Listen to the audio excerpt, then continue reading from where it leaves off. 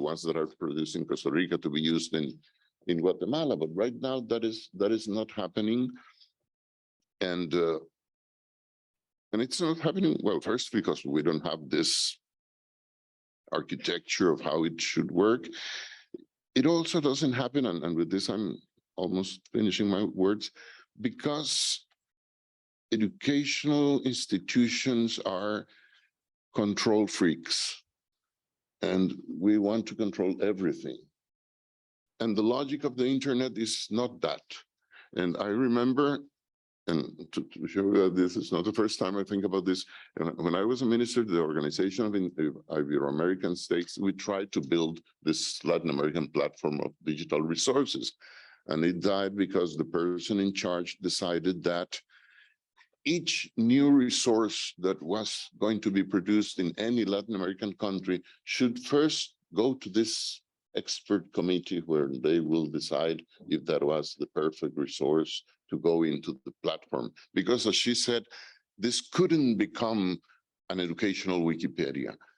I said, that's exactly what we're looking for. Of course, we have to be careful with the privacy of the students and the security, but it has to be very, very open. So as Frank said in the document, I think we should really establish a coalition for action. This has to happen, and this has to happen soon. I think, as some people have said, that we have to start from what we already have. There are many resources. So just a simple step, having countries share the resources they have, making them open to other countries to use and to change and to would be good. And we have to devise a roadmap. How do we move? This is not going to happen overnight, but we have to have that direction of change. So that's basically my illusion and my frustration that we haven't done this before. Thank you so much, Dr. Garnier, for, at the same time, very inspirational remarks, but also very realistic in terms of some of the challenges and the bottlenecks, some of that we just don't speak about enough. So it's great to be speaking about them today, like the legal challenges, the technology challenges. I think we're facing one right now, potentially with the audio, which is being resolved, and also for highlighting the role of teachers. And I think Mr. Wong will also speak about that. So over to you, Mr. Wong. Good afternoon, colleagues. Yes, one of the greater challenges when it comes to digital learning, if you ask me, is actually the important role that teachers play. And on this extent, Special Advisor Garnier's comments about the open education digital resources, not just in terms of the hardware, the software, but really about how this hardware, software, and these digital resources can reach the students via the teachers. I'd like to make a couple of points. The first being that, well, we all believe that Edtech will be a very potent force in transforming education. However, I think a lot of us, particularly some of us who are teacher by vocation, by profession, by passion, we all believe that the teacher's role cannot be substituted by technology. In fact, what technology can do is merely to amplify good teaching, to spread good teaching in some ways, but the role of teachers in deploying education technology remains quite prime in the whole equation, in the whole ecosystem of digital learning.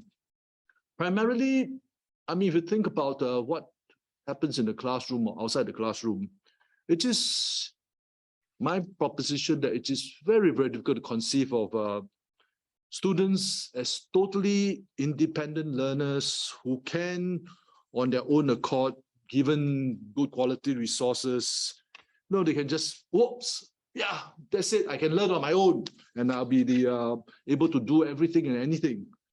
But being a teacher by training and having seen how young people learn, they need guidance. They need a certain professional interventions from teachers who must facilitate the learning through developing, of course, in the first instance, the curriculum, what the students need to learn, because there is always a question of age appropriacy. There's a question always about the context. There's always the question about what the learning objectives and what the learning is to be attained.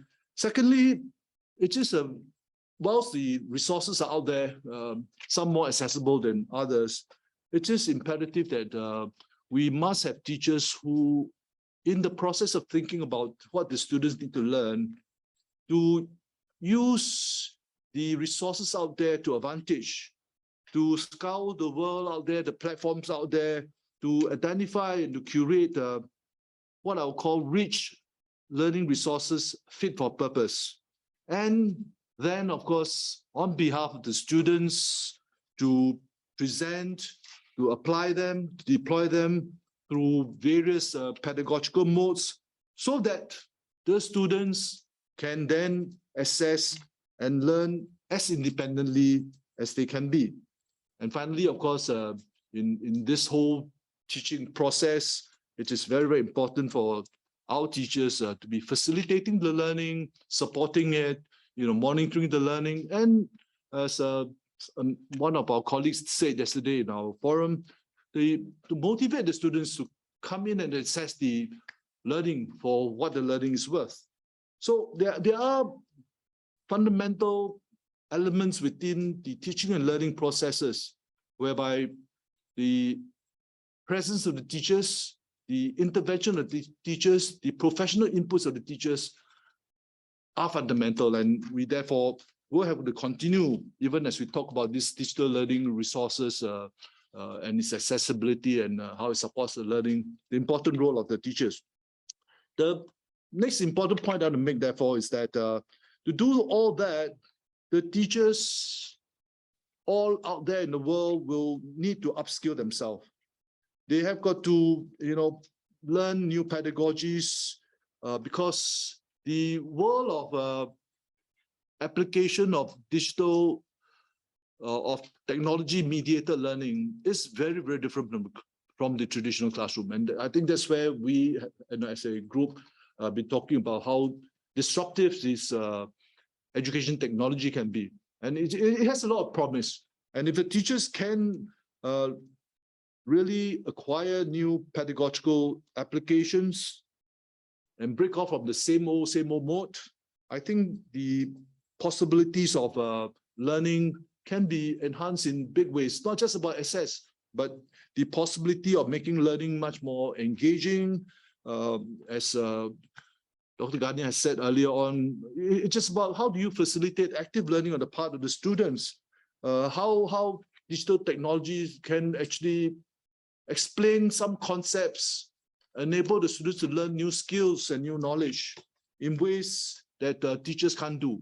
When you have modeling of the chemical elements in ways that we can't do it just by words, those are all very powerful things that technology can do. And of course, we talk a lot about some of the digital skills that the students learn as a result of applying digital learning. The 21st century competencies of collaboration. And again, Dr. Garnier spoke about it early on, how students can learn from students because the technology is available there for collaborative learning. And teachers must be there to enable that collaborative learning through the technology space. Because the students on their own will not, without the teacher's leadership, be able to organize themselves. So in many ways,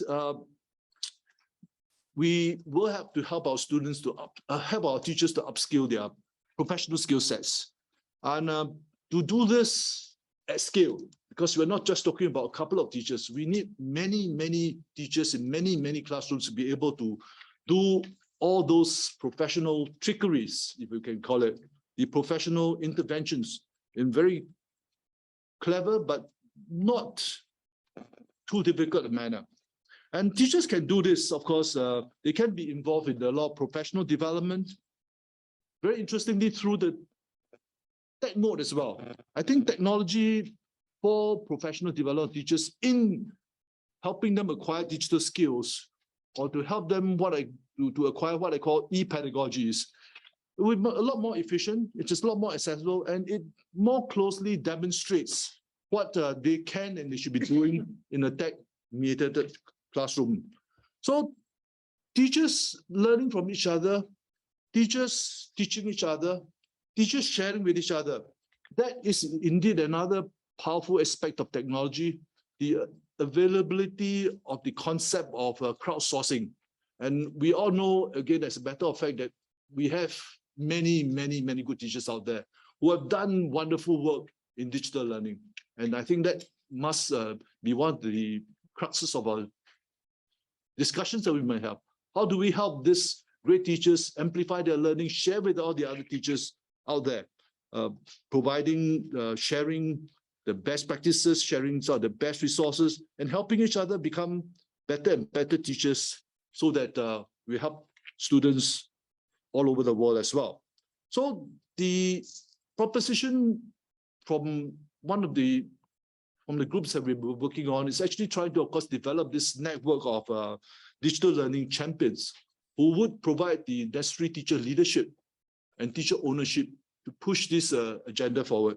Because it is with that teacher leadership that I think we can see a lot of possibilities moving ahead as we continue to help spread the understanding and the practice of digital learning and teaching. So I leave you with those thoughts, and I believe that the teacher remains a very important factor that we will have got to try and unravel in this discussion about the spread of digital learning and teaching. Thank you.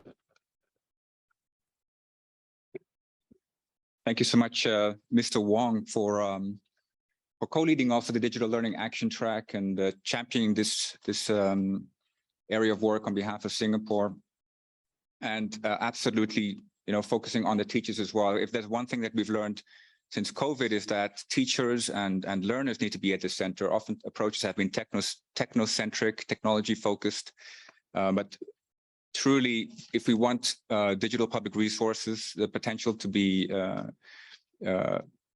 if we want to realize the potential of digital resources for education, we have to make sure that they meet the needs of the teachers, that they meet the needs of the learners, and that they're not an additional burden on teachers, but actually lighten their workload, support them in their teaching, and so forth.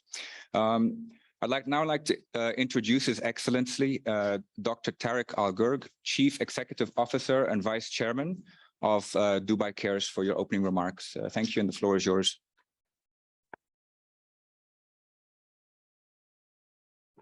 Thank you very much. Is there a question, or? I've been going to a lot of sessions and I'm kind of confused. Digital learning and transformation, right? That's correct. Okay. It's up to you. It's up to you.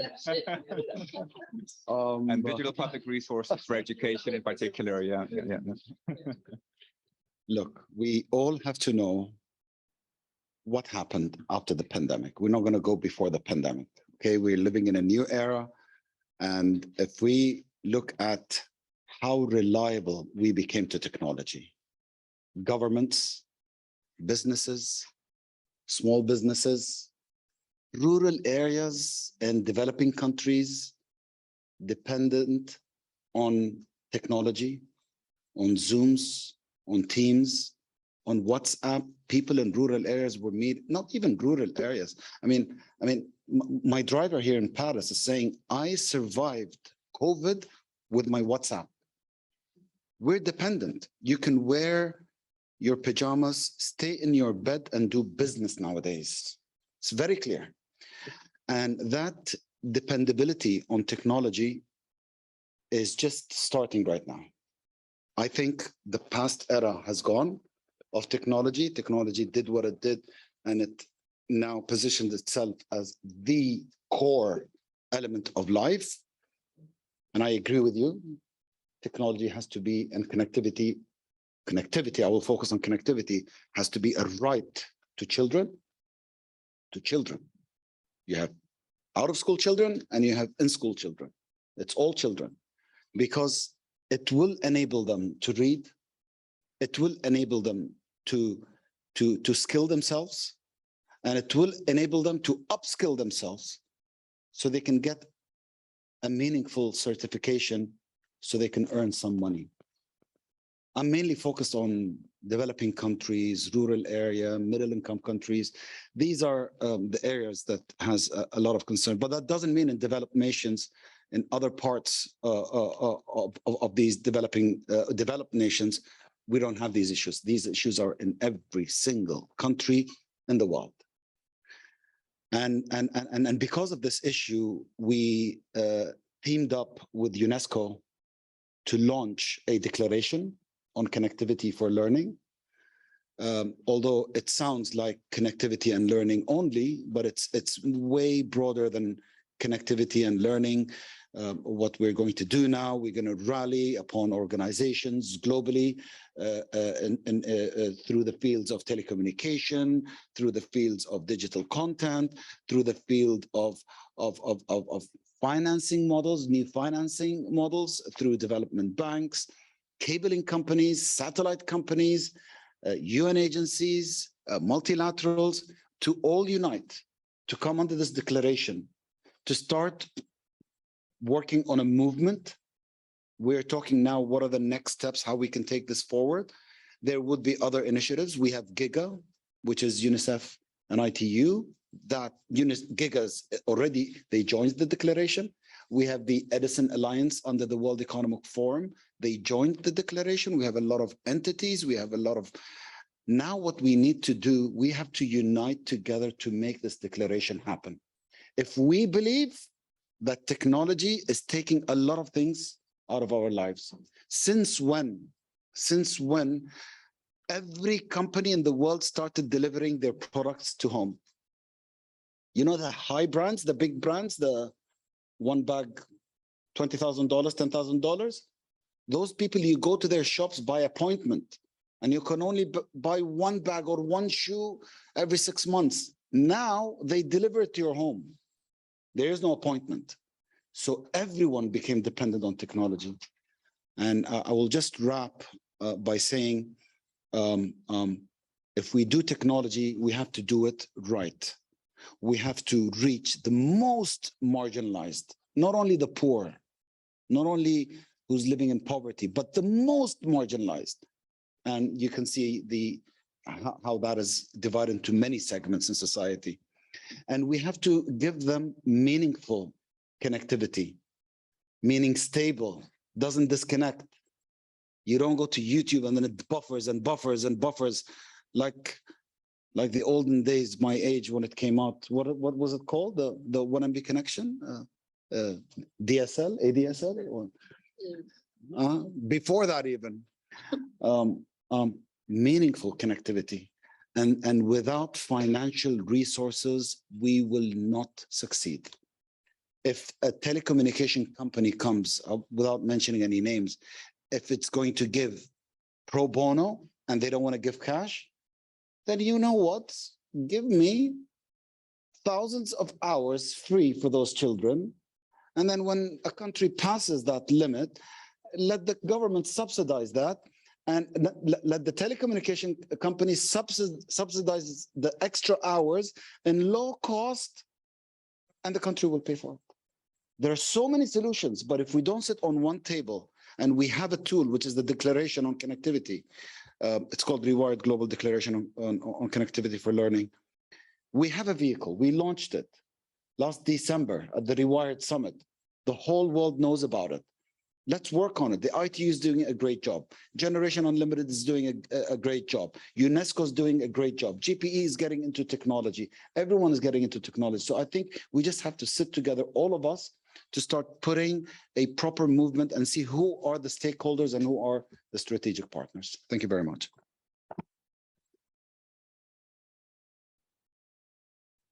Thank you so much, Dr. Al-Gurg, and thank you for also focusing and highlighting the very important Rewired Declaration of Dubai Cares. And also what's very central to that declaration is equity and reaching the most marginalized. That's I think, I believe, the very first statement in there. And that is also very much close to the heart of the work of UNICEF. And there are many factors that come into play there. I love how you focus right from the beginning also on out-of-school children. We often talk about students, but actually millions of children are not students. They're out of school. So how can we reach them as well with digital public resources for education? You talked about connectivity, but there's many that will not have connectivity within the next 10 years. It's extremely unlikely. So how can we also reach those that, we need to think of online, offline, intermittent connectivity, all the approaches, especially to reach the most marginalized. When you think about languages, so there are many important considerations, because even if we have the most fantastic, high quality digital resources for education, if it doesn't actually reach children, then what's the point? So with that said, thank you so much all for the very inspirational opening remarks. And we're now moving on to 2 panel sessions. And after that, we'll have an open discussion as well. So for the first panel session, I'm handing over to my colleague, Verna. Over to you. Thank you. Thank you so much, Frank, and good afternoon. Good afternoon, everyone. Good afternoon to our distinguished speakers. Thank you so much for setting the stage for our panels today. Really relevant opening remarks that hopefully we could engage in further discussion around it. As Frank mentioned earlier, I'm the Executive Director for the Edtech Hub. For those of you who may not be familiar with the Edtech Hub, we're a global partnership that is really focused on the goal to empower decision makers to use evidence with regards to any decisions and with technology and education.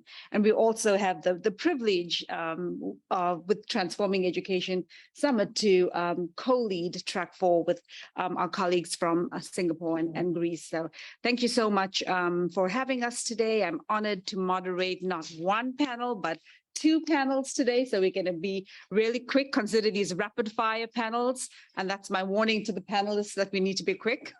to get back on schedule. Our first panel today is really focused on sustainable models and partnerships for digital public resources for education. And I'm pleased that this panel touches on something all of our distinguished speakers have referenced, which is the power of partnerships. Because if we're really going to realize the potential of technology in education, of digital resources to transform education, and more, very importantly, move the needle on student learning, so really focusing on student learning outcomes, then we need to do this work together. It takes a lot of us to collaborate to make this happen. So without further ado, I'm going to introduce our panelists and then go into a series of questions. First, we have Ms. Urmila Sakar, who's the head of programs for Generations Unlimited. I met Urmila this morning, so welcome, Urmila. Thanks for being with us today. Urmila has over 20 years of field experience in international development, education, and employment. And we also have Mr. Taha Bawa with us. He's the co-founder and CEO of Goodwall, a social enterprise focused on closing the youth and skills gap. Taha is also a World Economic Forum global shaper and Forbes 30 under 30. So thank you for being with us today. We were unfortunately unable to have Sobi Tawil today, but Mark is going to sit in with us. And Mark West is from UNESCO's education sector, where he examines how technology can improve the quality, equity, and accessibility of learning. So I'm going to turn to you, Mark, first, actually, if that's okay, and start with you. And I know that UNESCO has been very busy and actively engaged in the OER space for quite a while now and brings a wealth of knowledge. I also know you have a few other colleagues in the room who may be able to speak to some of this, but can you talk to the important role that UNESCO has played in the OER space? And while you're doing that, and while you're sharing, please also talk a little bit about some of the key bottlenecks that you've seen in the space and how do we overcome them? Well, thank you very much for the question. And we had an exchange with Dr. Garnier about this question about what are these bottlenecks? Why have we not come further? And I think that's a question we all need to ask ourselves. We've been having this discussion about open educational resources in this very room for 20 years. Yet COVID-19 hits, as Dr. Elgorg mentioned, and by our analysis, huge numbers of countries did not have a clear place where learners could go to get access to public education. If I'm not mistaken, Dr. Garnier, we use the word, that's crazy. You know, all over the world, you had 7th graders, 8th graders, 5th graders out of school. There was no clear place they could go to get educational materials. So I think what can maybe come out of this Transforming Education Summit is this idea that the public needs to get serious about public education on the internet. Ministries of education around the world have treated this as something peripheral. This is where people are looking. Ministries of education need to be thinking about apps. They need to be thinking about online platforms. Instead, they're still wringing their hands about sort of printed textbooks and other things. So I think that's something to come out of this. My field is history. And at UNESCO, we often look back to history for sort of answers. A little over 100 years ago, this amazing technology was invented. It spread through the world very quickly. It's the radio. And people didn't understand how to use it. There was this language of potential, but it was being misused. It was being used to spread hate. Individuals were using it. Corporations were using it. And eventually, some governments got together and they said, we need to change direction. And they set up public radio. The BBC will turn 100 years old the next year. And the government set aside a special entity and they said, figure out how to make this work for the public. And I think we can all agree they did a pretty good job. And I think we need to see a similar exercise in education. And as Dr. Elgorg said, I think we've given some great guidelines, a roadmap with the Rewired Global Declaration on Connectivity. I think that's those principles. Many of you here were involved in the process of building this very important declaration. So we look forward to working with all the people in this room to implement that. And if you don't mind, I would love to give the floor to, we have some colleagues from our communication information sector here. Mary Elsa is here as a director from the communication information sector and leads our much of our work on OER. Thank you.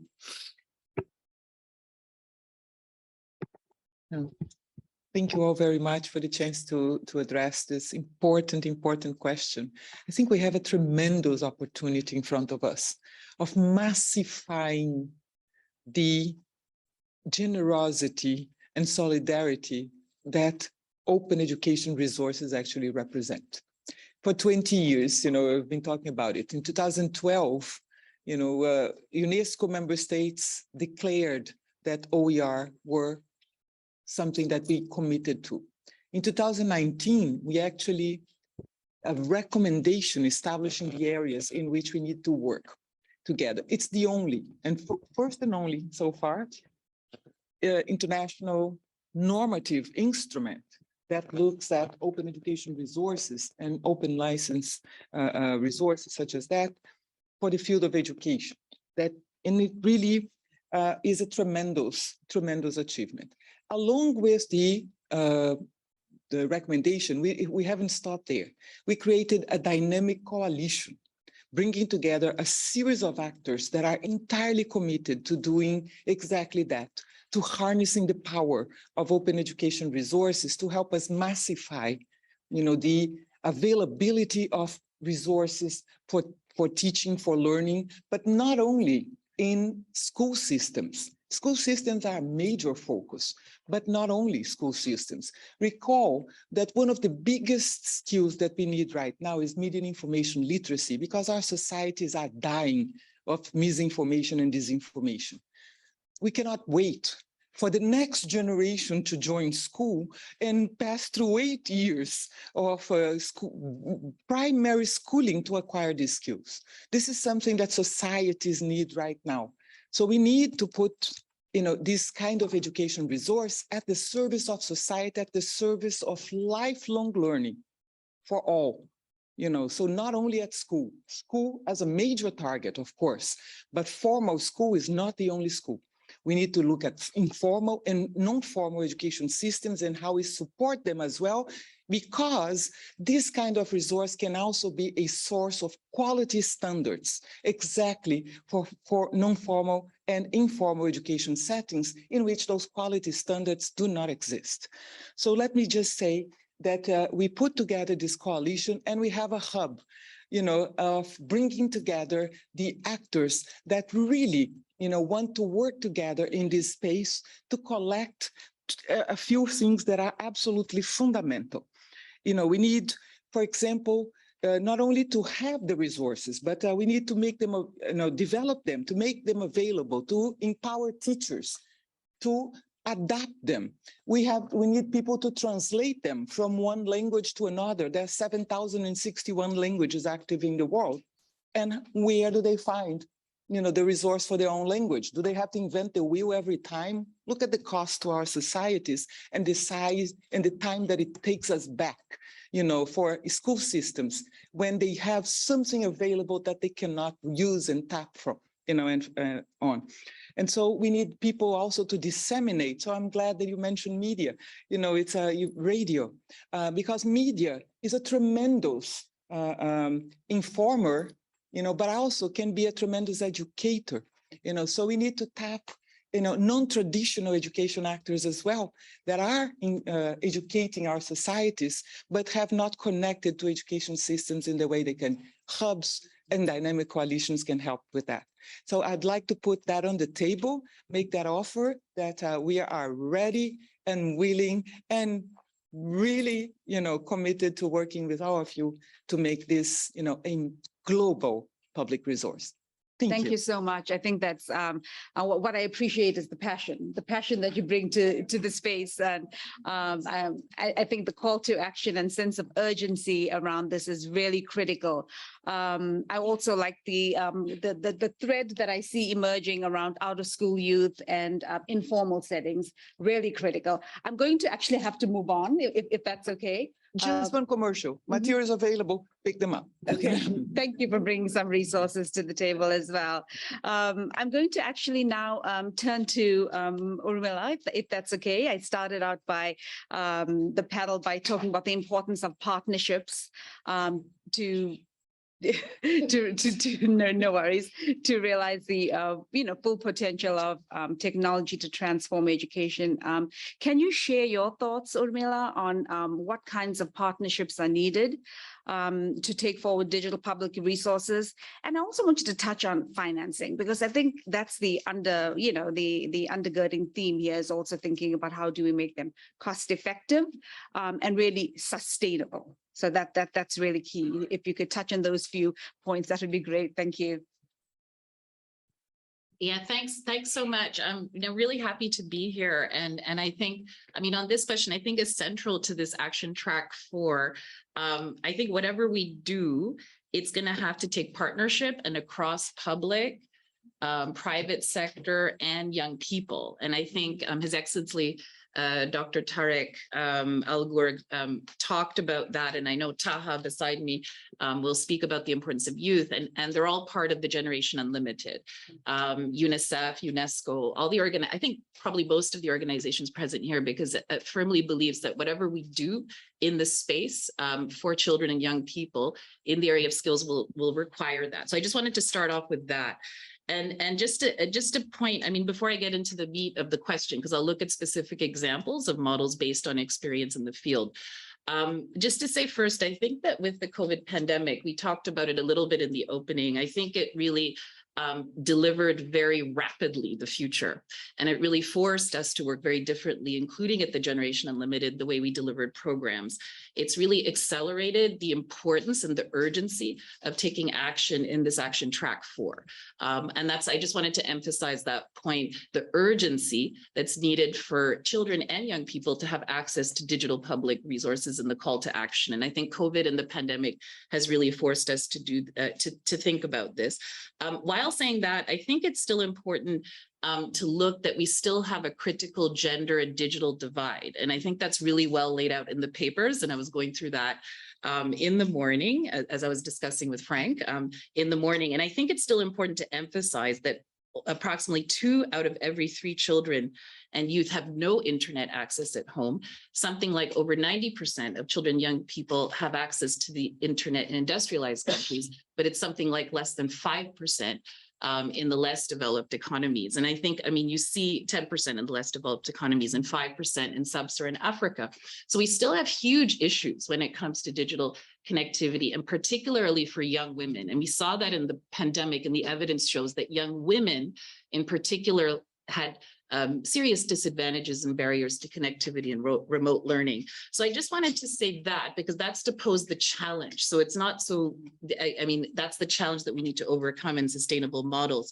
I know that there's also a debate about the private sector and its role. So when you ask the question about sustainable financing, I think it's really important to look at what is the kind of appropriate governance and regulation that is possible to protect education as a human right and a public good while leveraging the expertise of the private sector and improving access to digital learning. And I think that's important, like free access to content, free access to learning. So whatever we engage with in the private sector, I think that has to be the basic principle. Now, I think Tarek already well mentioned the work on connectivity, and that's also been a really good example during the pandemic, the accelerated work we did through GIGA, UNICEF, and the ITU, where 1 million schools were mapped across 44 countries on its own open source platform, providing daily live school connectivity and updates over 45,000 schools. And now connectivity infrastructure has been mapped in 18 countries. And this initiative has actually been funded by Dubai Cares, and also by Ericsson and the Musk Foundation and more. So I think that's one example that shows the importance of public, private, and a kind of multi-sector stakeholder partnership. I think the other one I just wanted to mention in brief was another initiative we launched during the pandemic, the Passport to Earning, which builds on the UNICEF's Learning Passport. And it's an important initiative that brings together government and young people, but also with Accenture, with Dubai Cares, Microsoft, joining forces with a digital platform that provides free access to work-ready skills and youth skills in the ages of 15 to 24. And it's all the kinds of world-class kind of content that would be available to any young person, whether you're in a remote or a urban area. And I think that's important. And it's already being rolled out in India in a massive way. And it's been taken up by the Central Board of Secondary Education. It's accessible for young people all over across the country. And I think what we've seen is that these diverse models of partnership are important for bringing the potential of the private sector to be part of providing free access and digital public resources in the edtech and the job tech space. And I think that another point I did want to make, and why the importance of the private sector, is they're also going to be the ones that provide the jobs and the internships and the apprenticeships for young people. So I think we need to think more creatively of a shared valued partnership. How do we come together and ensure a common public good is accessible for young people and children, but with everyone together? And while we work to scale the digital connectivity, we also have to look at low and no tech solutions and blended approaches. And I know, I'm sorry to bring up Frank again, but I know that there's been a lot of important work, because I used to be based in South Asia with UNICEF, and really important, I think, new work that's been done in that space. And I think that's also what we should consider when we're looking at strategies moving forward. And just to end, I mean, we did a great collaboration with the EdTech Hub and UNESCO, UNIVOC, and UNICEF and Generation Unlimited on bringing together all like 200 remote learning platforms together that provided free content in the area of skills for young people as a result of the pandemic. And these are the kinds of partnerships I think that are really important. And I think the 3 core principles when we're charting our new course action, and when we get to the call to action, I think will be that we center our efforts on the most marginalized, that we ensure high quality digital content, and we also ensure pedagogical innovation and change. And I think those are very powerful principles that are embedded in the paper. I think Taha will mention more about the importance of young people and their engagement, but I just end there. Thank you so much, Urmila. And Taha, I'm gonna turn to you without further ado to keep the conversation flowing. And I know that your platform supports over 2 million youth in 150 plus countries. That's impressive. So I'd love to hear a little bit more as a youth advocate. What are your thoughts about free, accessible digital public resources? And how can we, very importantly, engage our youth in co-creating resources? Is there a space for that? How do we do that and do that well? Earlier on, I was listening in on the panel this morning, and there was talk of, the belief in the magic of young people. And so I want you to also touch on that a little bit. So go over to you, Taha. Thank you. Thank you so much. If we take a step back, youth, in this case, 16 to 24, are the constituents we're looking to serve. They are the consumer of this free or paid product. Understanding their needs is critical to be able to give them an adequate service. There are just not enough resources out there to be able to be inefficient with the deployment of such resources. And if there are failures, the feedback loops need to be fast. So understanding what works, what doesn't work as quickly as possible is critical. So from our side at Goodwall, we're a mobile first platform. We serve over 2 million young people.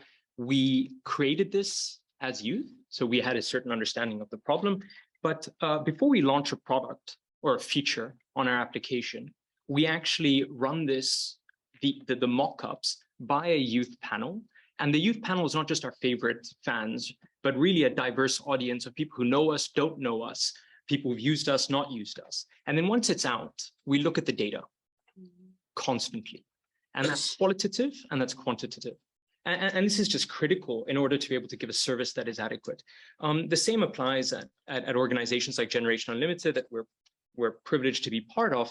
The programs we run alongside Generation Unlimited and some of the for-profit, non-for-profit youth organizations that Urmila mentioned all include a youth voice component. So we try and understand what they need before we actually deploy the product or the program in this particular case. So I think it's just a necessity. In terms of youth being part of the solution, the programs we run on Goodwall on this platform, think of them like introduction to digital data science or introduction to entrepreneurial thinking. So I'll give you an example of one of the programs we run. TikTok style, fun, engaging videos, and young people participate by pitching their ideas.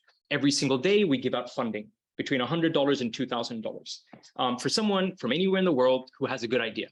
And we're scaling this up alongside GenU with Junior Achievement and various others to hopefully funding an idea every minute. So this is fun, it's engaging, it's different. The product is actually young people who are local to these different areas, creating content about entrepreneurship in their local context. Fabulous. This is very low cost, relatively. And then the second part of the content is the young people who are participating in the program. So I see you pitching an idea, you look quite similar to me. You didn't necessarily go to H or O or whatever. You just look like me. And if you click on your profile, I see you're not too dissimilar. That role modeling is so critical. And so it's actually not too dissimilar to the overpriced education that I might have had, where actually the product are the people around you. So I think it's you brought it up, Dr. Garnier. I think it's critical. And coming to that first point you mentioned about and I think Urmila spoke about it, the non-intrusive business model. Young people want to be able to access. First, they need to access this. They need to access it. Unfortunately, it's just not accessible to a lot of young people. Part of the problem is connectivity. Part of the problem is the business model.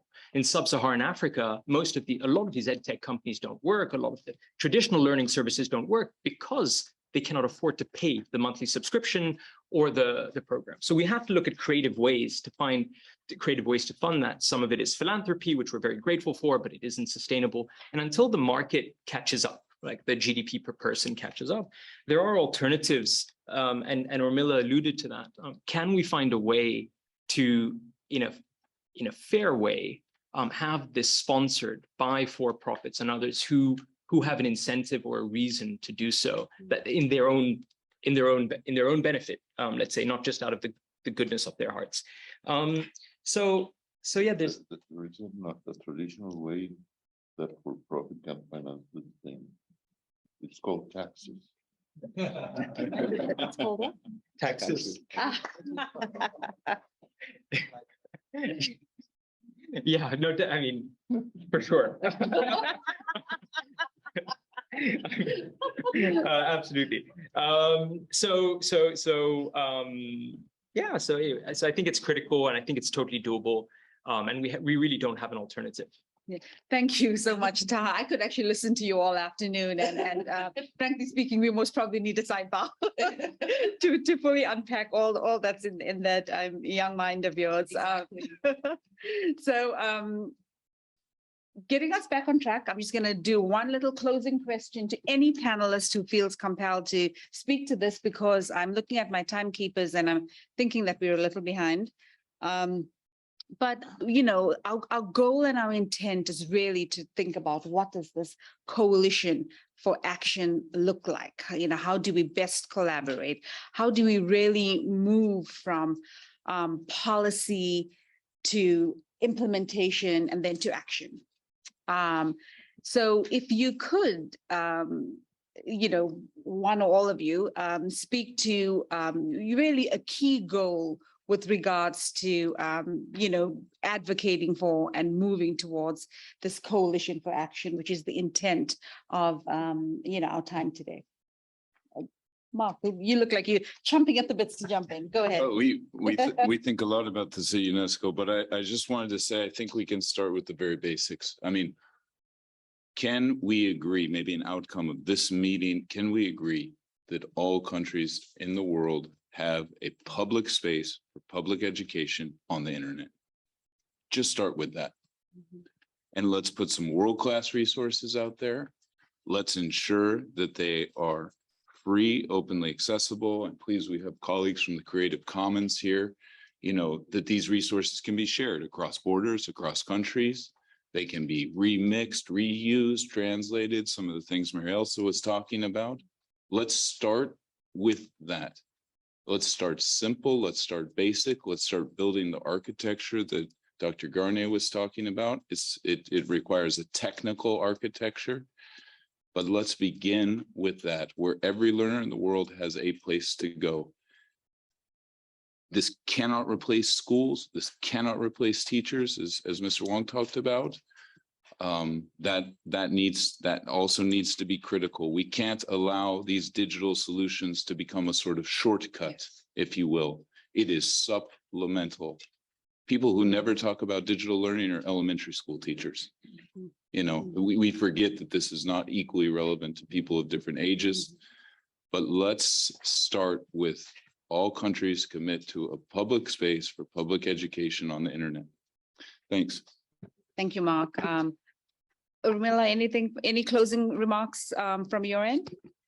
Just to say, so completely support this, and I think completely agree. The only thing I would add, that for Generation Unlimited, I think for all the agencies present here, just really working with governments to realize this happen. I think definitely the World Skills Day is coming up in July. And one thing we're doing at Generation Unlimited is promoting an action hub.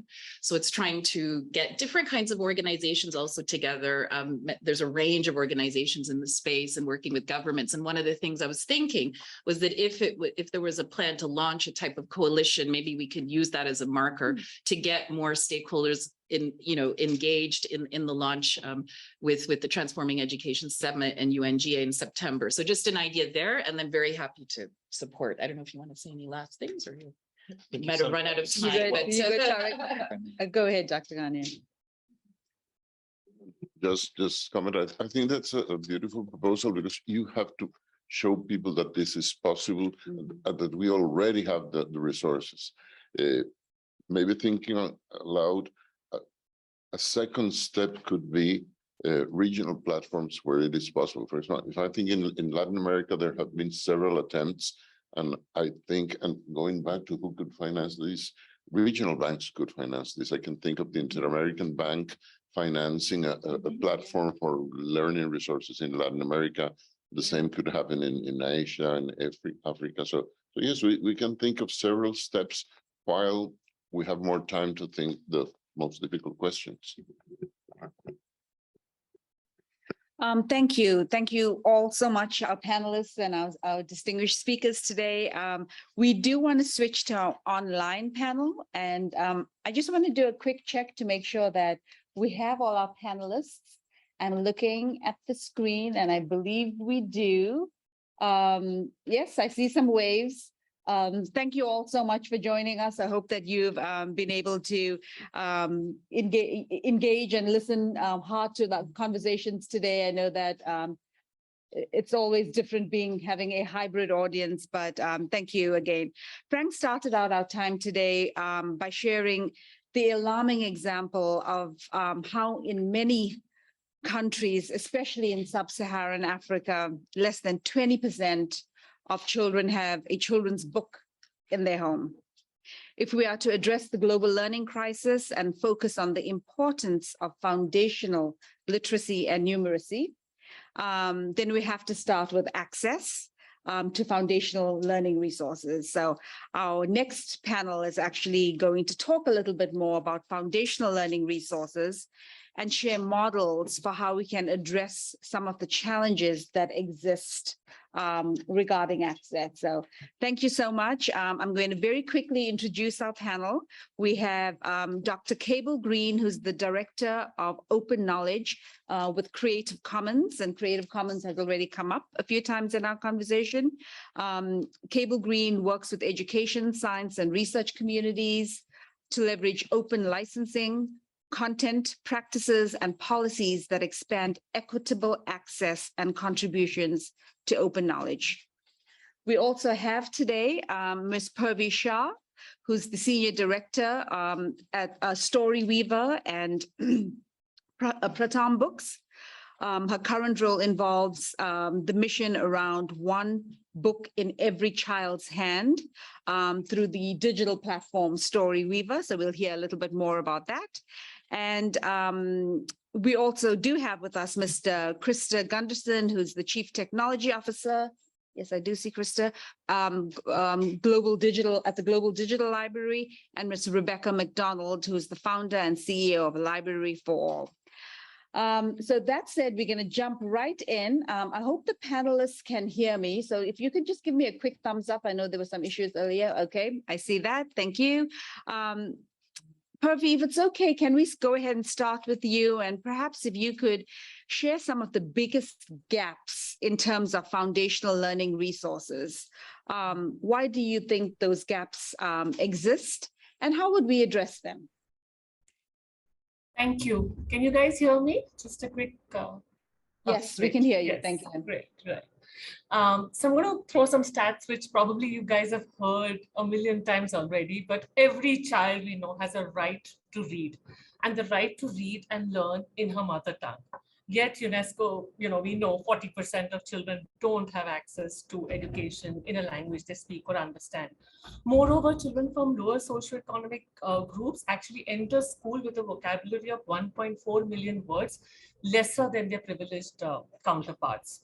So access to free and open resources, OERs, was really identified perhaps as one of the biggest barriers to get millions of children reading. And Pratham Books, which I represent here, we have Asia Foundation, African Storybook, Room to Read. We are all organizations that have very generously open licensed most of our content, if not all of our content, and put it on several platforms, including Storyweaver, for free and open access. And so this, to some extent, as you were mentioning earlier, has sort of solved, to some extent, the global book gap. But we are now moving towards a global literacy gap or a learning crisis, which has further deepened post the pandemic. In fact, in January 2021, Azim Premji University in India did a survey across 5 states in India and found that post-pandemic across grades 2 to 6, children, 92% children have lost one specific language ability. That is why perhaps I strongly believe that the focus now needs to move from just access to resources to perhaps access to programmatic and structured resources, which can help the child, the teacher or the parent sort of help bridge this learning crisis. And so one of the frameworks that we often go back to is the Lsrw framework, which is learning, speaking, writing, and reading. And storybooks can be a very powerful tool to help children transition from learning to read to reading to learn. So we've created a foundational literacy program that uses open license books from Storyweaver, which belong to many, many publishers, not just Pratham Books. And we've created a framework, the Lsrw framework is largely integrated into the program itself without making it very overpowering for the teacher or parent to execute it. So we start with listening to read-alongs, which is an audio-video research with single language subtitling that helps improve reading skills through beautifully illustrated stories, which are simply narrated with the right diction. From building the speaking fluency, we've also included a lot of wordless books. Wordless books can be such a great tool in the classroom, or even for children to just sort of digitally look at the illustrations and think what perhaps the story is trying to tell. And in a classroom, it becomes, whether it's a digital classroom or a physical classroom, becomes an even more powerful tool for the teacher to create engaging conversations with children. We've also specifically created a graded reading level in Indic languages, and that is something perhaps that is lacking. We have something in English that is very well established globally, but in India, in Hindi and Marathi, we sort of created it natively, like a 6-level reading framework that leveled all the books in the program across 6 levels. So the teacher could find the right level of book for the child that she was working with. And post the pandemic, we also realized that there were certain gaps in how foundational learning can be acquired in the classroom. So we've sort of built training modules, digital training modules as well, for children, for teachers to upskill themselves on how to create a great read aloud in the classroom, how to engage children with stories and then move to language acquisition. And monitoring and evaluation has sort of been built into these program by selecting stories that link to language learning outcomes and then creating engaging worksheets around the storybooks. So children sort of feel connected to the story that they've read and then work on the language learning outcomes. But creating these resources in every language in the world obviously is a daunting task, and therefore we need to leverage open licenses, technology, and communities to solve these complex problems. I'll just pause here. Thank you so much, Praveen. I recognize that we're a little over time and want to have some space for discussion, but I am going to turn to Chris Gunderson, who is posing as Frank, I believe, on our screens.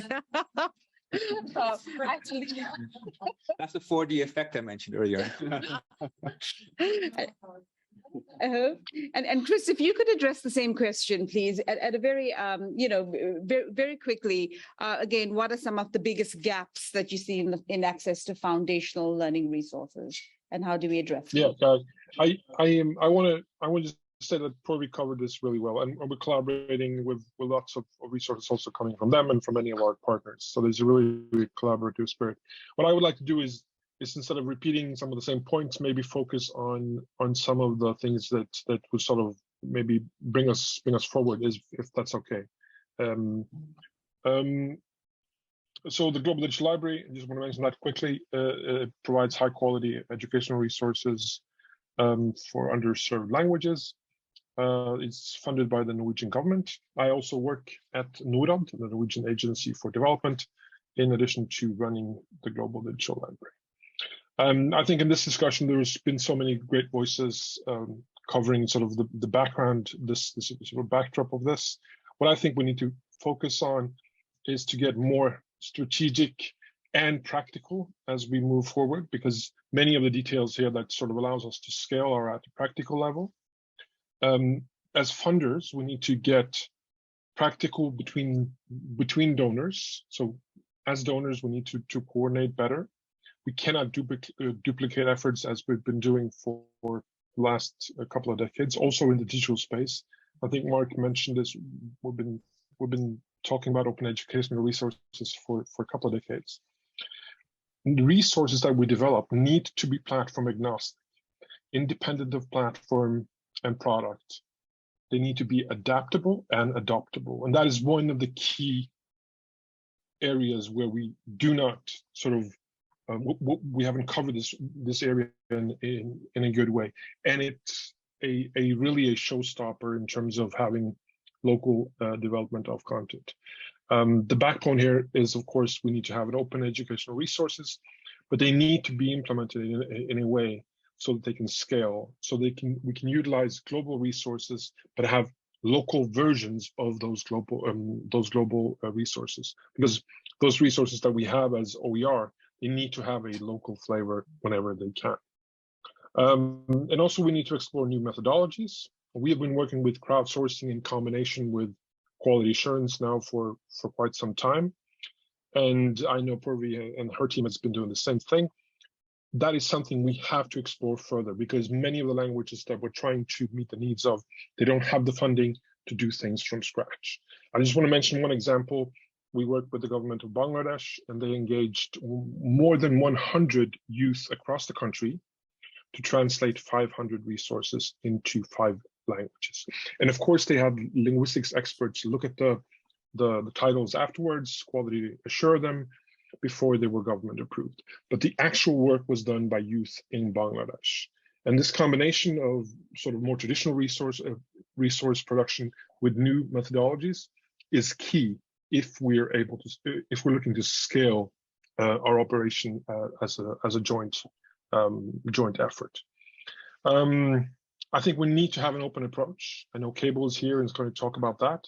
These resources need to be licensed under a free license as a core element of our strategies moving forward, both for commercial use and for non-commercial use. Programs cannot duplicate each other anymore, and we need to have an open approach to maximize resources and ultimately our impact through open standards, open data, and open source technologies in education. I guess that's what I had to say.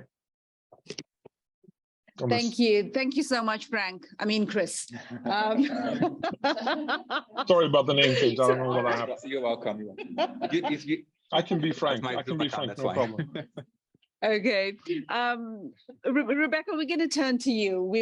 I hope you were listening in on the conversation earlier, and there are definitely some tensions with regards to quality assurance potentially being a bottleneck. So how do we make sure that we can, get access to the right level of high quality resources, but balance quality with speed of production, in order to bridge this availability gap that we see nowadays. So if you could speak to that, that would be great, Rebecca. Thank you. I appreciate it.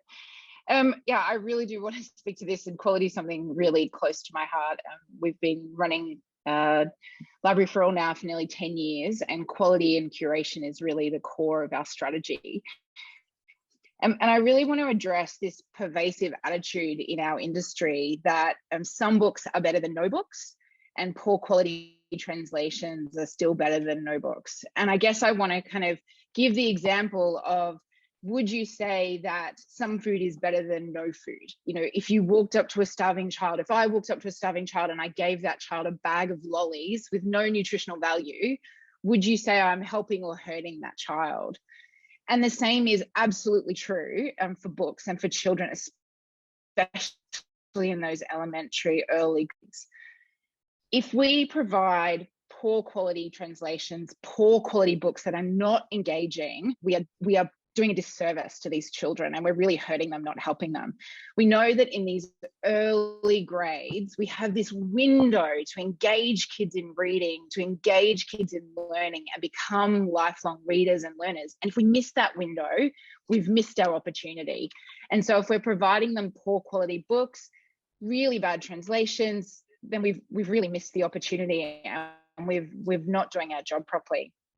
So I want to address the quality and quantity bottlenecks that you talked about. And first of all, we need to define what quality and quantity actually is.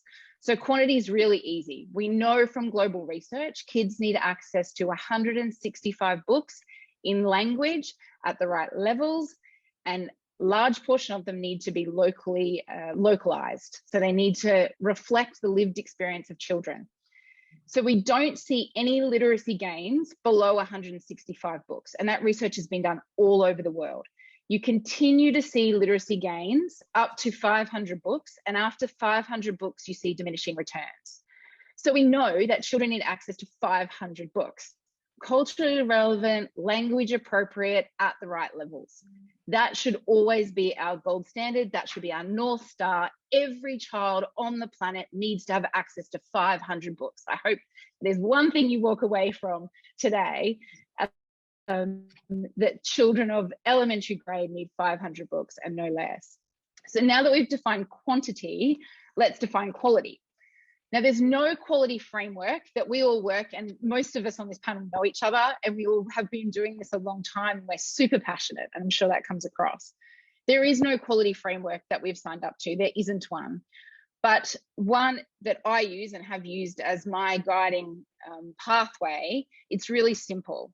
If I wouldn't put the book in front of my own children, I have 3 boys, 2 of which are learning to read right now. If I wouldn't put that book in front of my own children, I'm not putting it in the front of somebody else's child. It really comes back to the fact that we owe these kids our absolute best, and it isn't okay to provide them low quality resources, that we have to get rid of that language. Translations must be done. You can crowdsource them, but they must be checked. And I cannot tell you how many times we have almost every single book we pull in to review has mistakes in them, and it drives me crazy, and it's not good enough, and we have to fix it. As a community, we have to say it's not good enough and we're going to do better. So country collections need to have a majority of window books. You've probably all heard of windows and mirrors. The research is really clear. Children that see themselves represented in the pages engage better with reading and become lifelong learners. If they cannot see themselves, they will not engage with the material. It's the old saying, if you cannot be what you cannot see. And so we have to ensure that these books are written to illustrate, to reflect the lived experience of the children that we're trying to reach. And the fastest and most economical way to do that is engage local authors. And we do this at scale. We do this through Facebook marketing. We send out a call to action and we say, authors, people with a story, tell us your story. Here's what we're looking for. Send us your script. We did it in PNG. We were told there's no way we'd get 500 authors. We did it in PNG over a weekend. We had 2,000 book messages. We sent it through Facebook. Most people in PNG don't have access to email, so we did it through Facebook. They sent us their book scripts through Messenger. We had 2,000 submissions in one weekend. That's how many people globally want to tell their story, and we just need to give them a platform and publish it. So I don't believe quality is a bottleneck. I actually believe quality is absolute essential to providing a quality education to a child and ensuring that they are successful and that they become literate. I just want to quickly address, Mr. Wong, you made a point earlier, and I couldn't address it earlier, obviously, because we didn't have the ability to, but you made a point about teachers never being able to be replaced by Edtech, and that Edtech is promising. The comment I wanted to make is that UNESCO reports itself that there is upwards of 66 million teachers missing, that there is a global shortage of teachers, and we know you cannot train teachers that don't exist. And we have to reach the most marginalized children that don't have teachers. And we have to trust and we have to invest in EdTech solutions. And there are, so I could give you tens of examples with really good M&E research around them, where children in villages with no school, no teachers, picking up EdTech resources, teaching each other, teaching together, and learning to become literate. We have to make these resources available if we genuinely want to reach the most marginalized children. We can't depend on teachers to do the job because there's simply not enough of them. I love teachers and I wish there was 66 million more of them, but we simply have to do more to invest in technology to reach these children that we simply cannot find those teachers. They don't exist. And so I really want to highlight that as an area that EdTech can play a really significant part. It won't replace teachers, but it certainly will fill the gap where they're not there, where there's a void. I'll stop for now. Thank you so much, Rebecca. Much appreciated. I do, also appreciate you elevating the important point around representation, and representation matters. So thank you so much for elevating that. I do want to make sure that we have some time for Cable to share some thoughts with us, and it's always exciting to have Creative Commons in the virtual room with us. So Cable, if you could talk a little bit about how we can leverage and work with the OER community who have been building and sharing open educational public resources for more than 20 years. Just help us understand what are the good connection points there, please. Great, thank you very much. First, let me say this is a very exciting space. Working together, the United Nations, governments, and education institutions can make the education resources they fund, build, and steward openly accessible in the public interest. And I think around this table, we have a shared theory of change that open sharing advances universal access to knowledge in furtherance of fundamental human rights. So before we dive into some of the details, let's be clear on one point. Publicly funded educational resources should be open by default. The public should have access to what the public paid for, and this is a position that UNESCO and other international groups have supported for over a decade now. And as we build and share educational resources, the legal details matter. Creative Commons licensing has been mentioned multiple times during the session, and that's for a reason. For an educational resource to be a digital public resource or an OER, it must be available at no cost, and it must be openly licensed or dedicated to the public domain so that others may legally reuse, adapt, and share those digital educational resources. This legal right to adapt is critical for regional and local use, for translations, and for iterative innovation as we continue to improve our shared resources. The world has used Creative Commons international licenses for 20 years to make open educational resources open. CC is a global nonprofit that stewards these open licenses to make it easy and legal for the world to share educational resources, scientific research, data, cultural works, and more. It's also important to point out that open licensing is not by itself a meaningful proxy for openness in education. Openness in education, we're really striving for improved access, better quality, greater student success, empowering open pedagogies. Open licensing the educational resources is not the end goal, but it is a necessary condition for digital public resources. If we want to share these, they need to be openly licensed. As was mentioned by several speakers, UNESCO member states unanimously passed the 2019 recommendation for OER. And the recommendation is a really excellent framework that we can all use to help governments support the funding, the creation, the revision, and the sharing of OER. On all these points, including the implementation of the recommendation, Creative Commons stands ready to support governments as they move forward. Please contact me anytime. I can be reached at cable@creativecommons.org. Like many of you, I'll also be in New York for the summit in September, and we'll be happy to participate in any conversations there as well. Thank you. Thank you so much, Cable, and we may take you up on that as we get closer to September. To the panel, I'm actually going to improvise a little and skip our last question in the essence of time, but feel free to channel some thoughts through Frank or myself around our Coalition for Action and what that could look like in terms of collaboration. That said, I do want to thank both our virtual panel and our in-person panel for your time today. Definitely left us with some thought-provoking concepts in order to move us and really push us towards more public resources. And I want to turn things back over to my colleague, Frank, who's going to close us out. Yeah, thanks so much. I think we have a little bit of time for discussion, very little time, but we're running a bit over time. Apologies for that.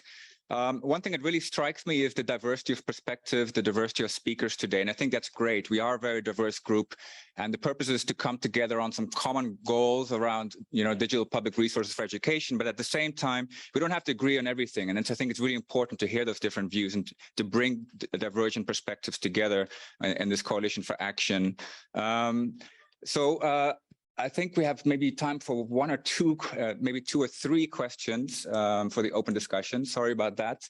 And I don't want to discriminate against our 2D participants over our 3D. So maybe start with one question from the 2D participants. I think George, if George is still there, wanted to come in, and then maybe go over to the 3D ones. Thank you.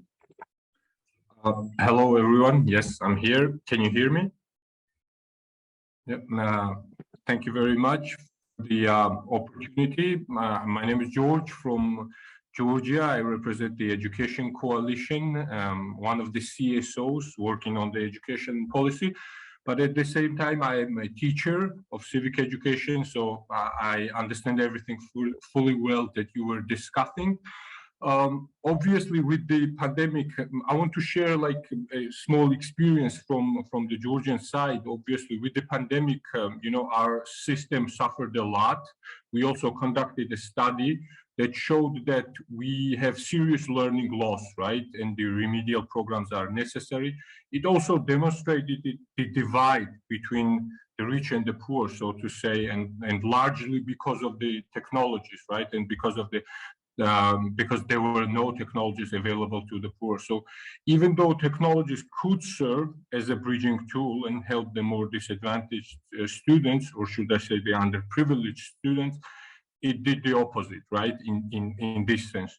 So even though I've looked at the paper and it puts out some recommendations, my question still would be like, how do we ensure that these groups are addressed, these underprivileged students and groups are addressed? And one of the points that I want to make is that I think that what this kind of coalitions or movements were lacking is engagement of the local CSOs or CBOs who have more direct contact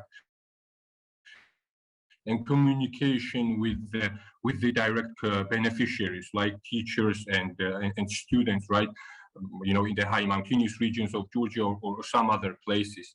And one of the examples that I want to share with you is the introduction of educational platforms such as CK12 to the Georgian context and to the teachers. And what we did, and I think Dr. Wong was talking about it, is that we identified some of the best and brightest teachers in Georgia, as I think he called it digital learning champions, right? So we identified these digital learning champions and we linked those teachers to the marginalized schools. And we came up with the program, with a 6-month program. So we didn't give them just the tool, CK12 platform, and said that this is good and you have to use it or something like that. But we linked these teachers to the schools. We had this 6-month program. And after the program, the schools were ready to use these tools to engage their students and also teachers in this program. Currently, we are still in the initial phases, but later on, we'd be writing a case study on applying this CK12 in Georgia, and we'd be delighted to share it to everyone interested. That was it from my side. Thank you very much, and looking forward for the further discussion and also engagement from our side. As I've said, local CSOs and CBOs need to be engaged as well. Thank you very much. Thank you so much, George. And yes, we hear of the private sector, UN, civil society, but we really need champion countries as well, such as Georgia, such as Singapore, to take this agenda forward. I think we have one intervention from Precious here, and I think then we'll have to move on to closing as we're running a bit late. But for those who can stay behind, please do. Thanks, Frank. I think what's been very striking to me is the very important question about what should be the goal for digital public resources. And then what comes to mind very quickly for me is some of the things we've mentioned in the room. So first of all, it has to be quality. So it's not just because we want to give young people education or digital resources.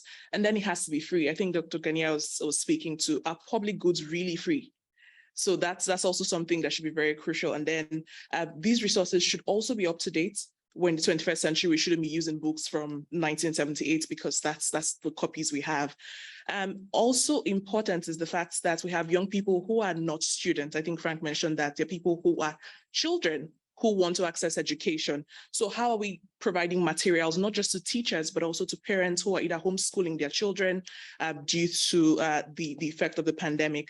And I also believe that all partners, whether young people, stakeholders, financing organizations, we all have unique strengths. So what are we bringing to the table? What are the strengths that we're bringing to ensure that there's meaningful impact? And then I think one other thing I was going to address is how can we as coalitions of action collaborate together to advocate and move towards implementation, not just from policies, but then realizing that, yes, these policies are there, but we need to move towards implementation for young people. COVID took us by surprise. One thing that is very crucial is bringing young people at the table. They are the people who are experiencing these barriers. So how can young people prefer solutions to their own problems? I'm 24, I'm a young person working with the African Union Commission. I'm also on the sounding board for Generation Unlimited Young People Action Team.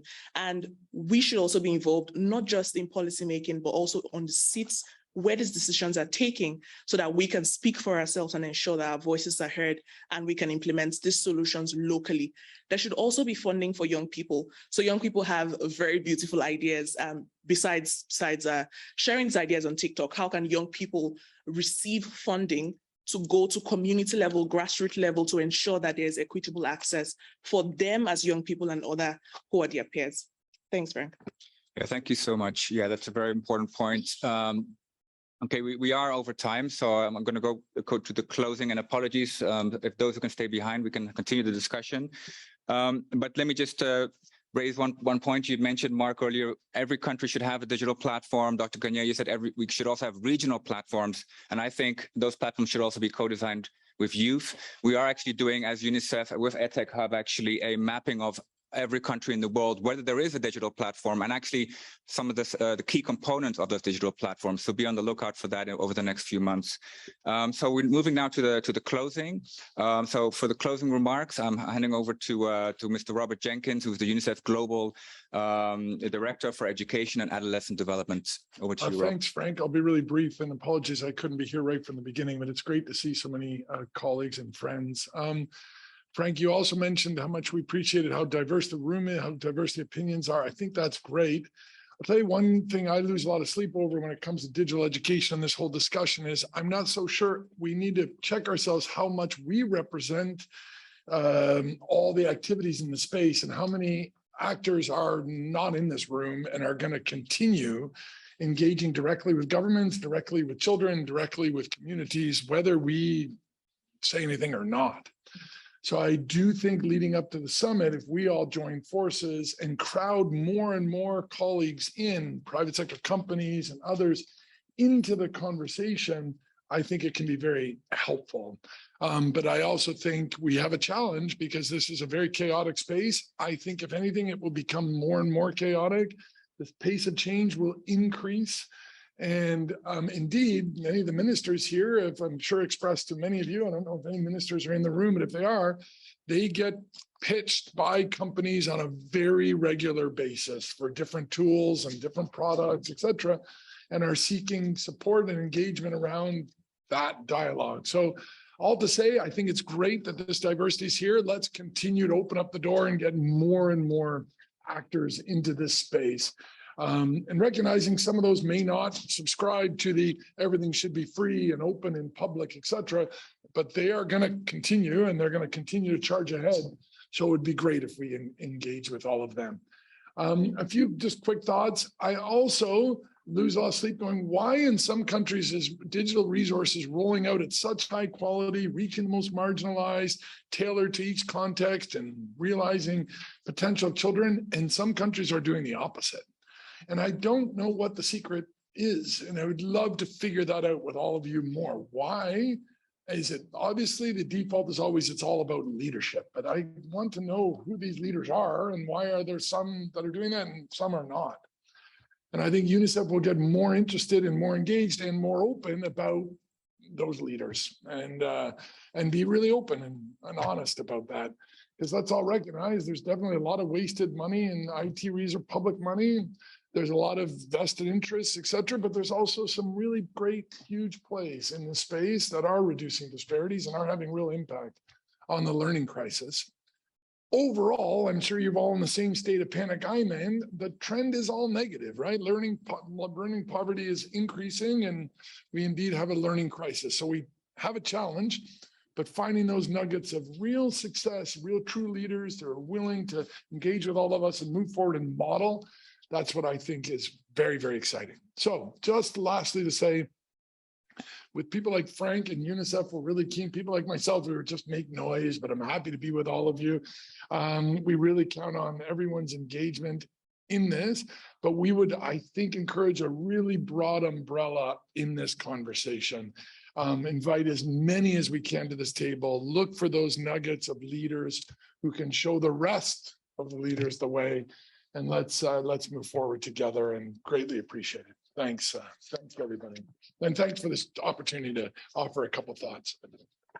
Yeah, thanks very much. And absolutely, I think we heard many answers and insights during this meeting, but it raises also lots of questions, in particular about why some of those gaps still exist. Why haven't we still addressed them? And that's why we need this diversity of stakeholders involved. For the concluding remarks, I'm handing over to Dr. Garnier. Thank you, Frank. Just two things. One comment related to what Purvi was saying about books, but to go a step further and to see why these technologies is not just to do the same we did before, but to do it differently. Of course, these technologies could allow us to give books to all the children, but we have to understand that reading, well, maybe everybody thinks otherwise. Reading is not an individual activity. Reading is a collective activity. It's like eating. We don't eat alone. We like to eat with other people and share. The TV, we want to see the same movies other people are watching because we want to talk about them. With these technologies, we can create reading communities. It's not just giving the book to the children, but telling them that there are other children reading the same book they are reading. So they can interact and they can imagine different endings for the books, or maybe writing a new book. So these technologies really make a difference. They don't take us back to a wider but the same old education.